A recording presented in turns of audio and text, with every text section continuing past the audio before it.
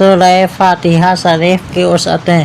عزیز دوستوں، ہمارے علماء کرام فرماتے ہیں کہ قرآن کا سارا فیض اللہ تعالیٰ نے سورہ الفاتحہ میں رکھ دیا۔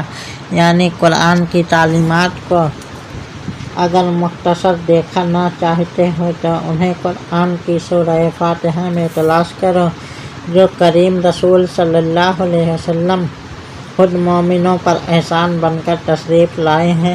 وہ فرماتے ہیں ان اللہ آتانی قیما منا بہی علیہ انی آتیتک فاتحۃ الکتاب وہی من کنوز عرشی۔ بے شک اللہ تعالیٰ نے سورہ فاتحہ کو مجھے عطا فرما کر احسان فرمایا ہے اور فرمایا کہ میں نے تمہیں سورہ فاتحہ اپنے عرش کے خاص خزانوں میں سے عطا فرمائی ہے۔ یعنی قرآن کے سارے رموز اگر پانے ہوں تو وہ اللہ نے سورہ فاتحہ میں محفوظ فرما دیے ہیں۔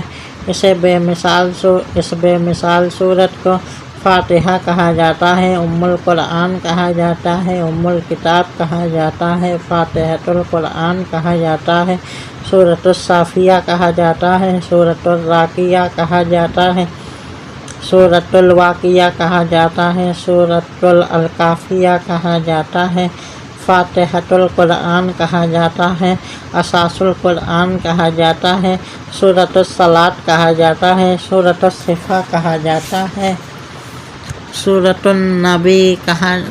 النور کہا جاتا ہے، سورۃ الحمد کہا جاتا ہے، سورۃ الاحسان کہا جاتا ہے، سورۃ الدعاء کہا جاتا ہے۔ اتنی عظمت والی سورہ مبارک اگر پورے قرآن کی حکمت اکٹھی کی جائیں تو وہ سمٹ کر سورہ فاتحہ بن جاتی ہے۔ ہر صغیر و کبیر اس میں، ہر خشک و ترک اس میں، دعا کا کرینہ اس میں، عطا کا خزینہ اس میں، نجات کا سفینہ اس میں، احسان خداوندی اس میں، خزائن خداوندی اس میں، فلاح کی راستے اس میں، اتباع کے ضابطے اس میں، احترام بندگی اس میں، انعام خداوندی اس میں۔ تو کیا خیال ہے کہ یہ ساری حکمتیں بس قرآن میں محفوظ ہیں اور اس قرآن کی ساری وسعتیں سورہ فاتحہ میں موجود ہیں۔ جس